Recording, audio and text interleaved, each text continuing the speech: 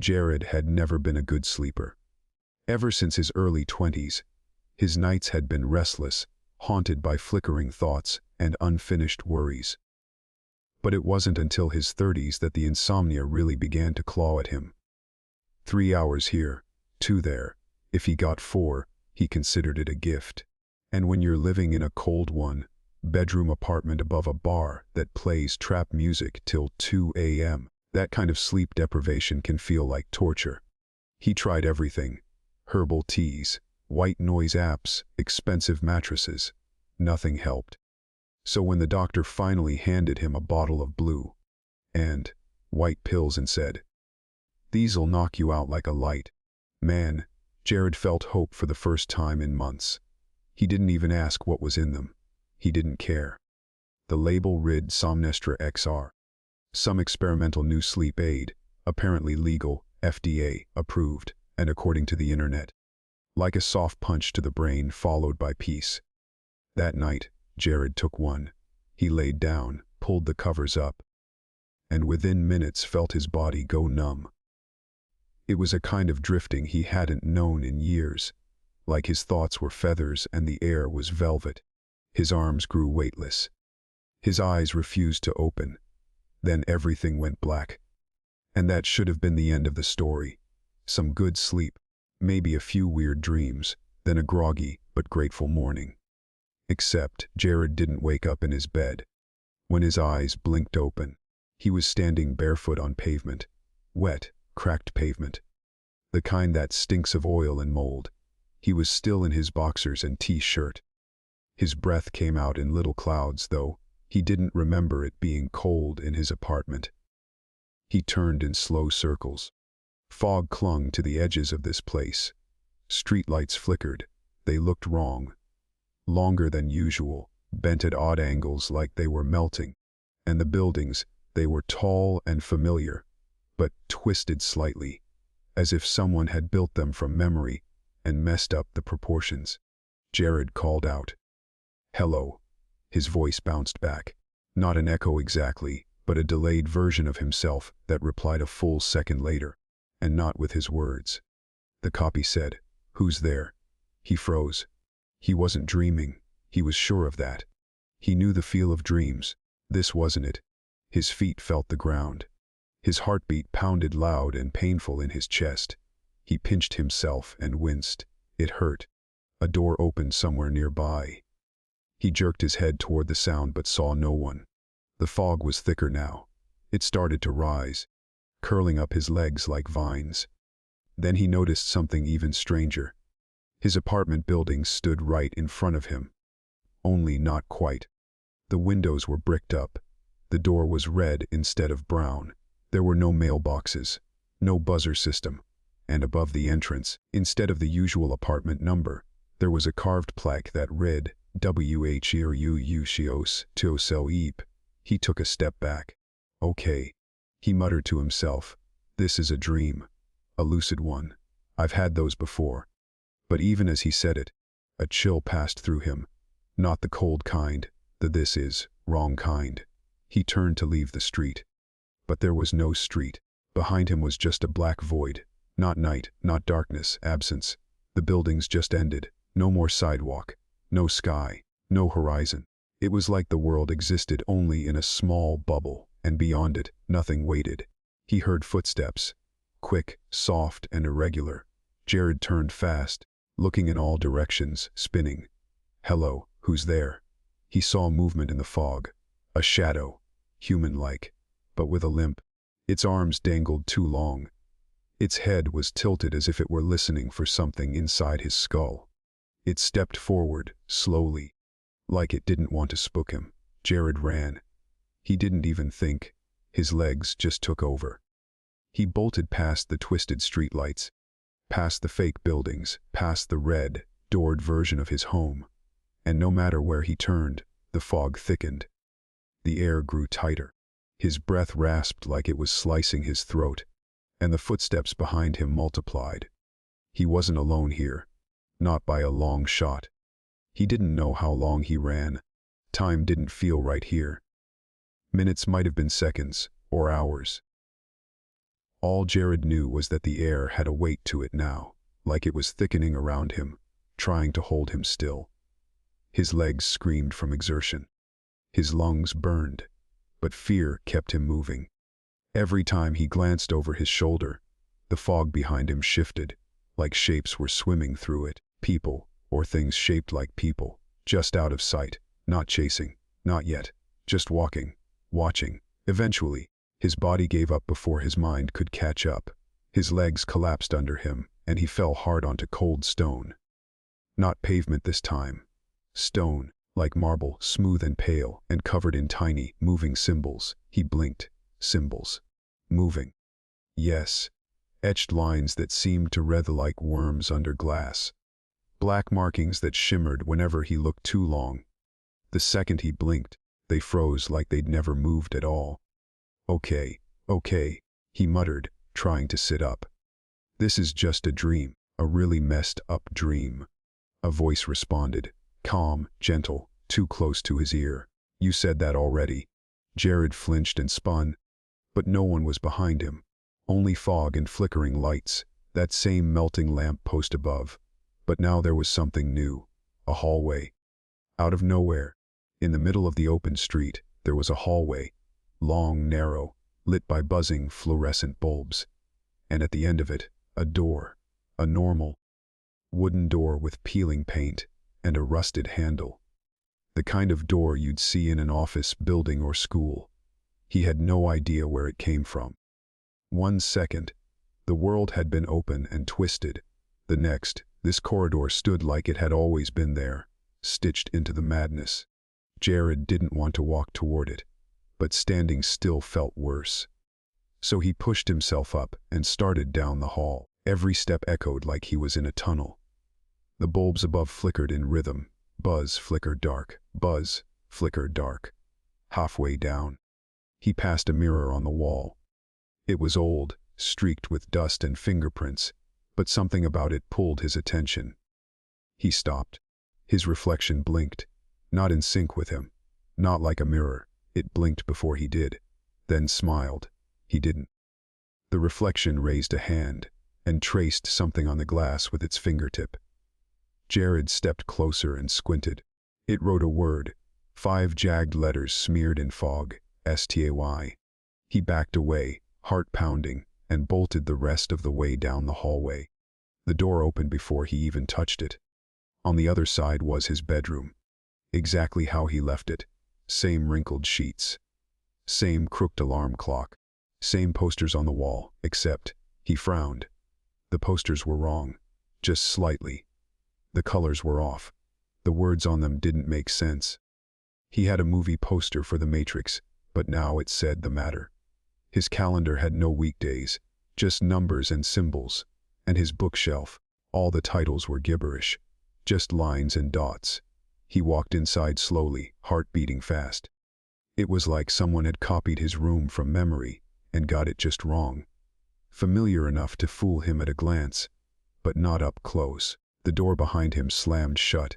He spun around. It was gone. No door, just a wall now. He was trapped. He ran to the window, opened it, looked out. Nothing but blackness. Not night, void, as if the room was floating in space. Then came the voice again. This time, it echoed from inside the walls. Why did you take the pill, Jared? He pressed his back to the bookshelf. What the hell is this? You asked to rest. But you didn't ask where. Where am I? You're exactly where you wanted to be. Where the world can't reach you. Where nothing can hurt you except yourself. Jared covered his ears. This is a dream. Just a dream. The voice chuckled softly. Not anymore. And with that, the bed behind him began to move, not shake. Move. It slid forward, creaking, dragging its wooden legs across the floor. The sheets peeled back on their own. A cold wind rose from beneath the mattress, and shadows began to crawl out. Slow and smooth, like ink. He didn't wait to see what came next. Jared rushed to the far corner of the room, heart in his throat. But no matter where he turned, there was no exit, no escape. Just a room made to look like home, built to be his prison. And somewhere beneath the bed, something was waking up. The shadows slithered down from the bed like liquid darkness, stretching across the floor with an intelligence that didn't belong to any dream. They didn't move like smoke or mist. They crawled like they were looking for something. For him. Jared pressed himself into the corner, eyes wide, chest rising and falling with shallow, panicked breaths. His mind raced. Every second here felt like his grip on reality loosened more. This wasn't some subconscious fear bubbling up. This was active. It watched him, responded to him, it knew him, and worst of all, it felt permanent. The largest shadow stopped in the middle of the room. It had shape now. A figure, man-like, standing with its back hunched, neck twitching, arms long enough to touch the floor. But its head, it was made of mouths. Dozens of mouths, all whispering at once. Jared couldn't understand the words. They weren't in any language he knew. But his body understood. It felt like guilt, dread, and shame rolled into one. Like he'd done something unforgivable and this thing was the consequence. The figure tilted its head. Then it spoke, but only one mouth moved, the one dead center of its face, human, shaped, cracked, and full of black teeth. You don't wake up from choices like yours. Jared shook his head violently. No, no, I didn't choose this. I just wanted to sleep. You chose to escape, it said, voice low and wet. From the world. From yourself. From everything you pretend isn't broken. I didn't. Jared started, then stopped. Because deep down, he knew what it was saying wasn't wrong. He had wanted to escape. Not just from insomnia, but from everything. His job was a nightmare. His relationships were fractured beyond repair. His parents didn't talk to him anymore. He was alone, constantly tired, and felt like his life had become a loop of meaningless noise. The pill had seemed like the first step toward silence. But now, silence was all there was. The shadow stepped forward. You took Somnestra XR. You signed the waiver in digital ink. You said yes to artificial rest. But this place isn't synthetic. It's real. You're not dreaming. Jared's breath caught. You're in the in-between. The voice continued. A pocket stitched between sleep and death. A place where minds fall when they refuse to wake. He felt something wet on his face and touched it. Blood. His nose had started to bleed, thick and hot.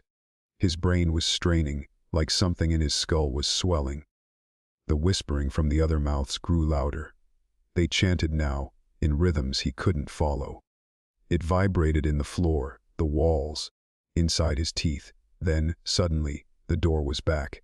Not the fake one, the real one. His actual bedroom door, brown and chipped.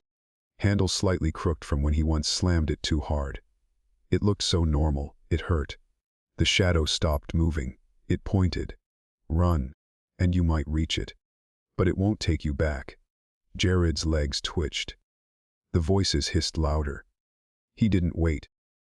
He pushed off the floor and sprinted toward the door. The carpet beneath him turned to something wet and sticky, but he didn't stop. He felt hands clawing at his ankles, tendrils wrapping around his calves. The air grew hotter, the lights blinding. He dove for the door. His hand touched the handle, and everything froze. The room vanished in a blink. The shadows were gone. The light died out. He was falling now, free, falling through black nothingness. His own voice whispered beside him, "You left your body behind." He screamed, and woke up, in his bed, in his real room. Sunlight through the blinds. Alarm clock flashing 9:03 a.m., his phone buzzing with a notification. Birds outside. Jared gasped, choking on air, grabbing the sheets. He was drenched in sweat. His nose wasn't bleeding. No fog, no shadow. Just his crappy apartment and the faint sound of music from the bar downstairs. He reached for the pill bottle on his nightstand. It was gone. In its place was a note. A small, plain white paper with a message scrawled in jagged black pen. You only wake up once. Jared didn't move for a long time. The sunlight streaming through the blinds felt wrong, too bright, too still. The warmth on his skin didn't comfort him like it used to. It sat on him like a disguise, like someone draped a costume over a mannequin and hoped he wouldn't notice the emptiness underneath. He stared at the note again. You only wake up once. The handwriting wasn't his. It was messy, frantic, like whoever wrote it had been shaking, or didn't want to stop long enough to form proper letters. He dropped it and stumbled out of bed. Everything in his apartment looked exactly how it should. The creaky floorboard near the closet, the stain on the ceiling from a leak that never got fixed, the half-full mug on his desk, dried coffee clinging to the inside. Normal, comfortably depressing. But it felt fake. Not fake like a dream, fake like set dressing, like someone had rebuilt his life from a checklist. He grabbed his phone. Maybe if he scrolled, texted someone, anything, it would center him. He pressed the power button. It didn't turn on. He plugged it into the charger. Nothing. No startup screen. No vibration. Just dead glass in his hand. He blinked, trying to keep his breath steady. His hands shook. Something inside him whispered, "You didn't make it back." He stumbled to the bathroom, needing to see his face in the mirror. To prove to himself that he was real, he flipped on the light and looked straight ahead. What he saw made his stomach twist. It was him. But not quite.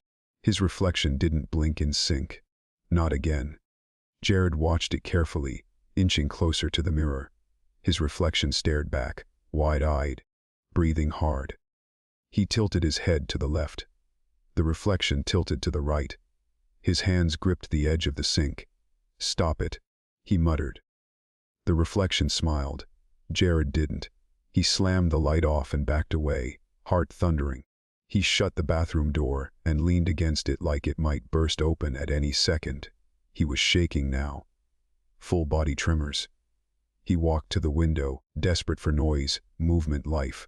He peeled open the blinds and froze. There were no people outside. Not one. No cars, no birds, no wind. Just empty sidewalks, still trees, stagnant air.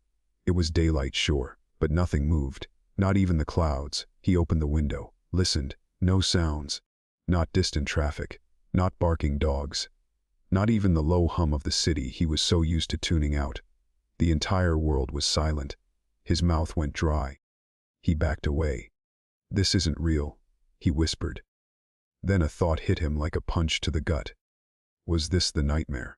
Or was it the world he thought he left? He ran to his front door and yanked it open. The hallway was there. Same dirty carpet, same cracked wallpaper. He stepped out. All the other apartment doors were shut. He knocked on the one across from him. No answer. He knocked again, harder. "Mrs. Halverson, you home?" Nothing. He pounded the door, yelled, banged the wall, screamed for help. No one came.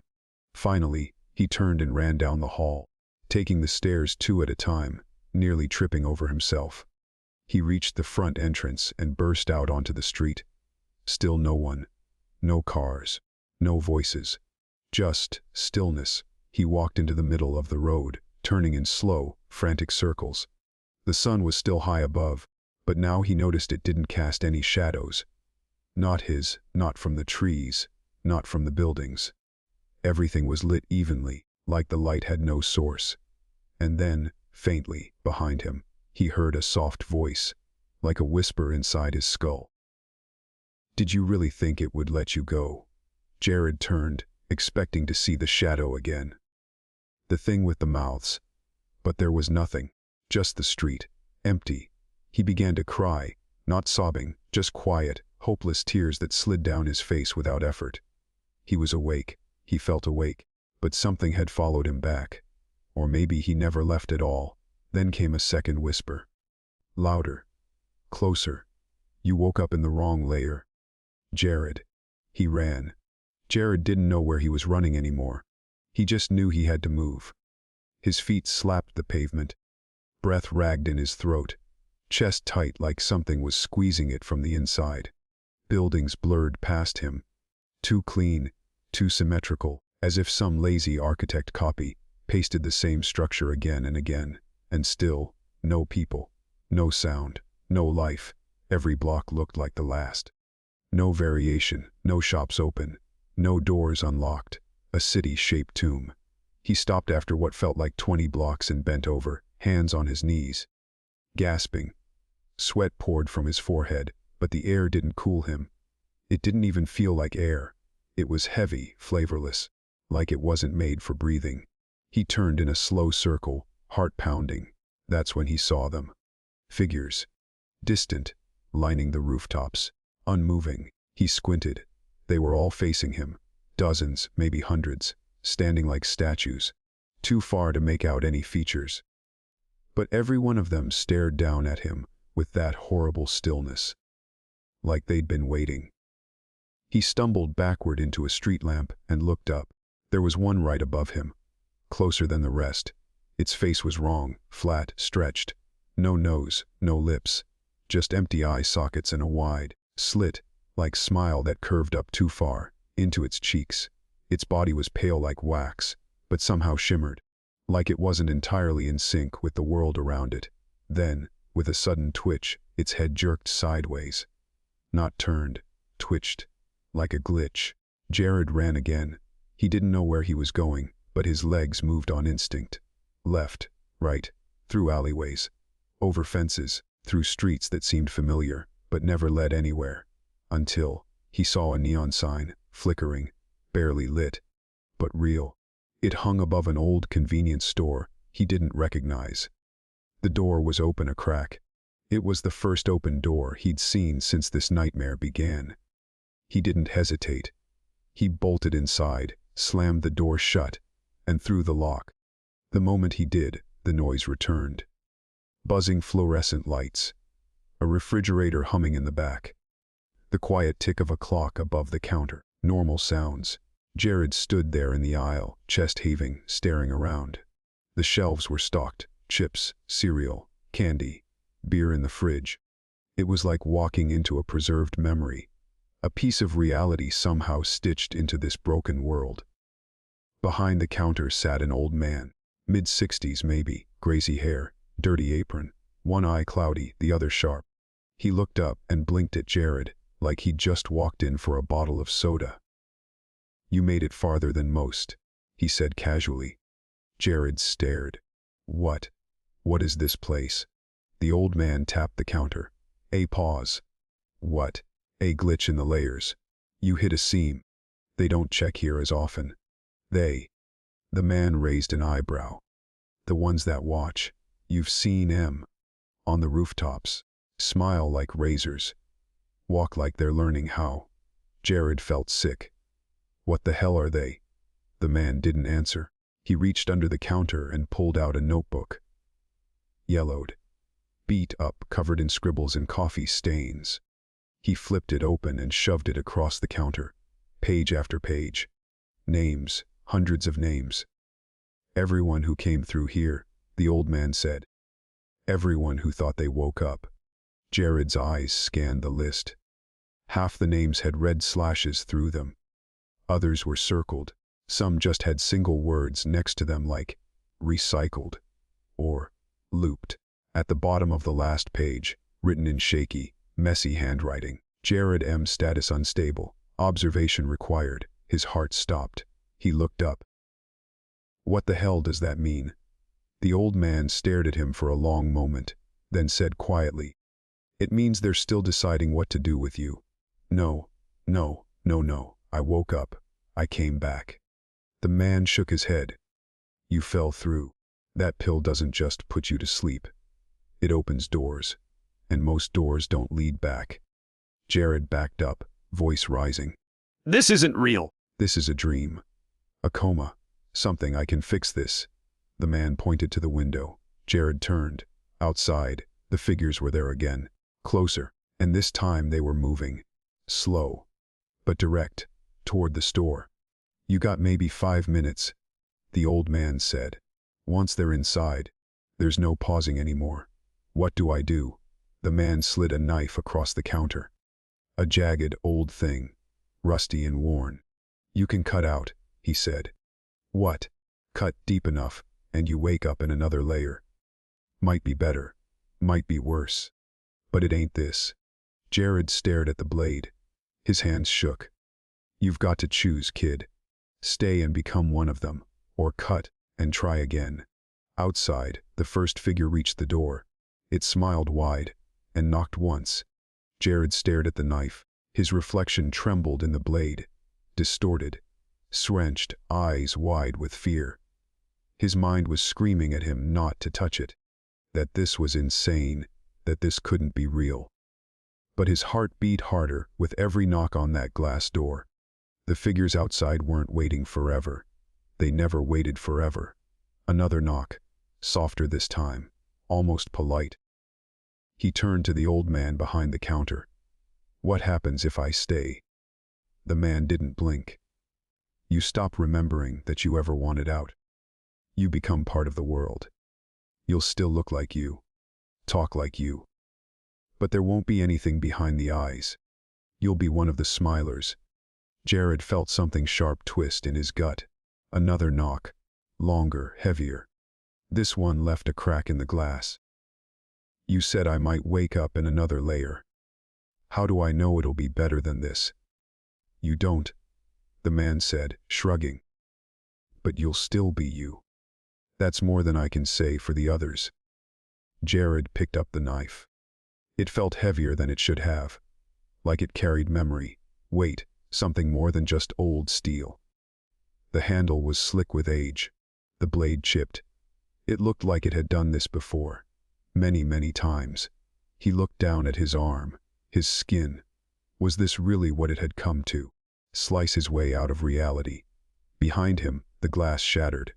He turned in time to see the first figure step into the store. Up close, it was worse. Its smile split when it walked, like the skin around its mouth couldn't keep up. Its arms hung limp at first, then twitched into motion like broken puppets. Its eyes were just voids, empty black pits with something swirling inside. Stars, lights, maybe other souls. Jared didn't know, and he didn't want to. Time's up, the old man said. Then added, make it count. Jared didn't think anymore. He raised the knife and pressed the point to the inside of his forearm. A breath, a scream stuck in his throat, and then he sliced. Pain like fire lit up his body, white, hot and raw. Blood spilled fast. Faster than he thought it would. It hit the floor in thick drops, pooling around his shoes. His knees buckled. The smiler stepped closer, mouth widening, arms stretching. It wanted him. It was him. He saw it now. The closer it got, the more it resembled his face. He was becoming it. Or it was what he would be. But the moment his blood touched the floor, the store cracked. Not like glass, like reality. A tear opened under his feet, jagged and glowing blue at the edges. The air bent inward, sucked in like a vacuum. Shelves rattled. The old man didn't move. He just nodded once, like he'd seen it 1,000 times. The smiler reached out. Too late. Jared fell, spinning, twisting, through colors and shapes that didn't belong together. Eyes opened in the walls of wherever he was falling. Hands reached out, clawed at him, brushed against his wounds, whispered things into his bones. Then he hit something solid, hard. Air rushed back into his lungs. Jared opened his eyes. He was sitting in a chair. A hard, wooden chair in the middle of a white room. One light bulb above, one metal door in front of him. His arm, untouched, no blood, no scar, not even a scratch. He looked down. He was wearing different clothes, gray jumpsuit, no shoes, no pockets, no name tag. The door creaked open. 2 people walked in, both in white coats, holding clipboards. No expression. One man, one woman. Their faces too smooth, too symmetrical, like dolls that learned to move. The man spoke first. You made it to the interview layer. The woman scribbled something down. Subject ID Jared M. Escape attempt successful. Layer 5. Jared's voice was barely a whisper. What is this? The man smiled. Not like the smilers, but close. You're not in the nightmare anymore, Jared. You're in processing.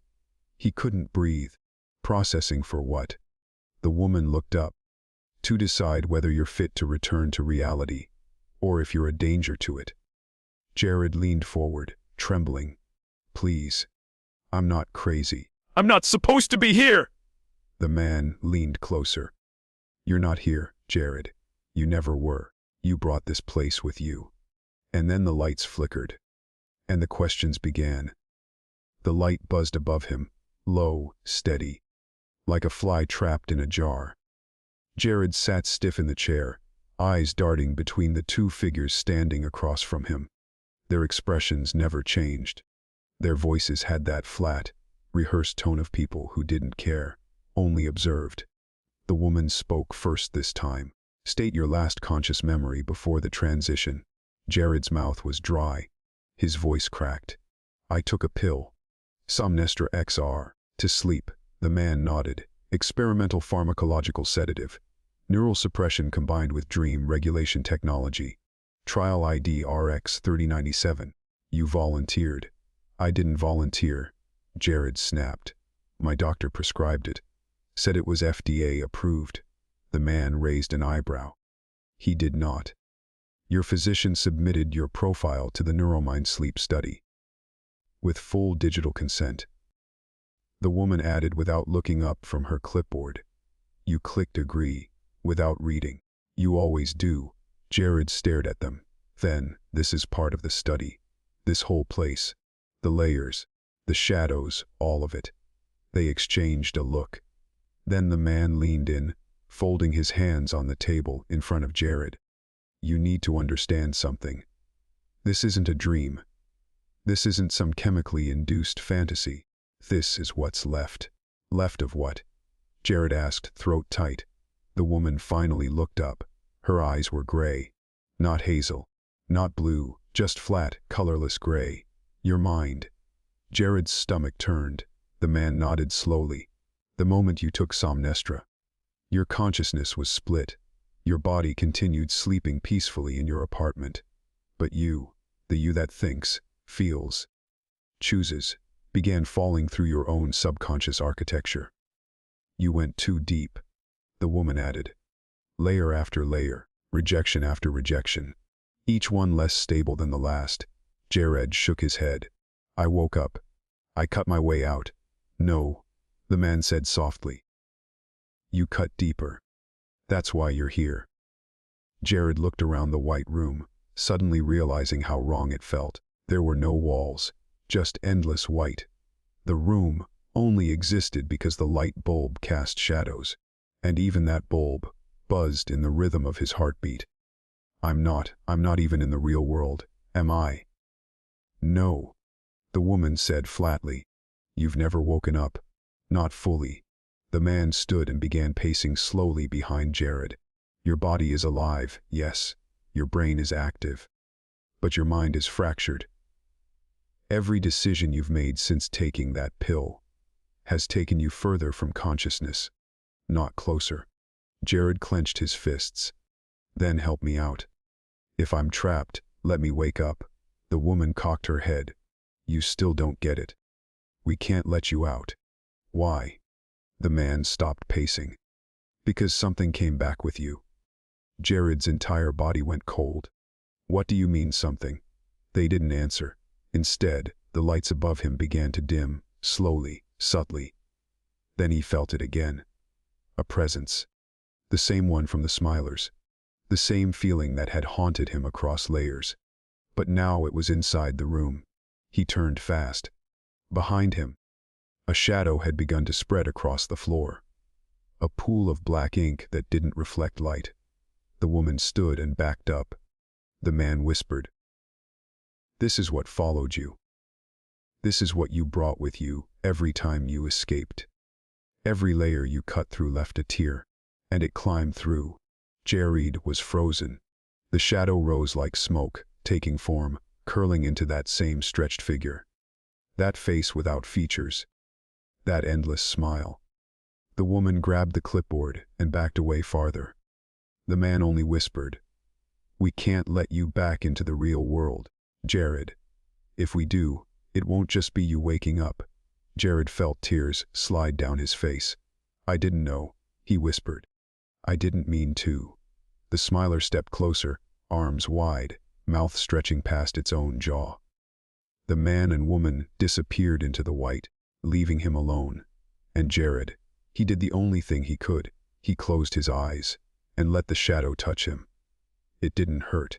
It welcomed him. For the first time, he didn't feel afraid. He felt whole, like he belonged in the dark. Jared floated. That was the only way to describe it. Floating, though there was no water, no sky, no gravity. Just darkness, soft and endless, pressing in on all sides like velvet soaked in ink. It wasn't cold. It wasn't hot. It just was.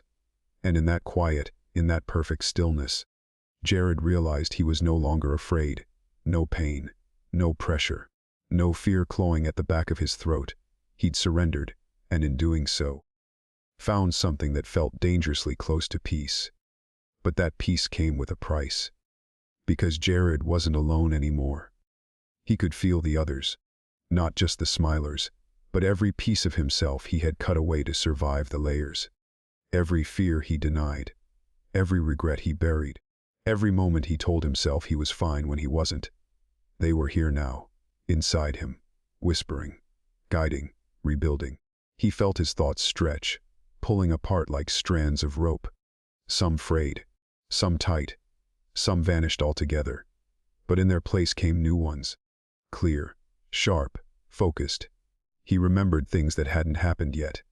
He saw things he couldn't explain. Doors opening, people screaming. Entire cities frozen in time, their citizens smiling with mouths too wide. And one image burned brightest of all, a hospital room. White walls, machines blink, a figure lying on a bed, his body hooked to monitors, eyes closed, mouth slightly open, skin pale. Doctors stood around it, confused. A nurse whispered, still no brain activity. But the body won't shut down. And beside them, unseen by all, he stood, watching himself. He was back. Jared blinked, or something like it, and the hospital faded. Now he stood on a street corner. His street, alive with cars, people walking, laughing, oblivious. The bar below his apartment blasted music. A dog barked in the distance. Normal, but not to Jared. He watched it all with eyes that no longer belonged to just a man. He looked down at his hands. They were his, and they weren't.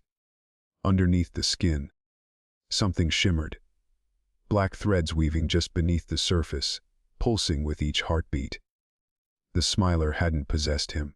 It hadn't devoured him. It had merged with him. Or maybe he had merged with it. He walked. No one noticed him. Not yet. But every step he took left a faint trail of shadow behind. So thin, so subtle, it vanished almost immediately. But it was there, tearing something as it went. Tiny fractures in the layer. He reached his building, climbed the stairs, opened his real door. Inside, silence. The same bed, same cracked mug, same posters on the wall. The same world he'd once begged to return to. He sat on the edge of the bed and waited. It took an hour, maybe more. Then, a knock on the door. He smiled, not wide, not twisted, just enough. He opened it. Outside stood a man in a delivery uniform, holding a white bag. Somnistra XR trial kit. Jared M. Jared nodded slowly. The delivery guy handed him the package, unaware of the pulse of darkness that passed from the bag to Jared's hand the second he touched it. Cool, the guy said. They said it's a new batch. Stronger. Real clean sleep. Jared looked him in the eye, saw every weak thread behind them, every dream the man had let rot, every fear that would one day lead him to beg for peace. The seeds were already there. Yeah, Jared said softly. It's good stuff. The man smiled. Maybe I'll try it someday. Jared smiled back. You will. The door shut, and the darkness waited. Because Jared wasn't just back.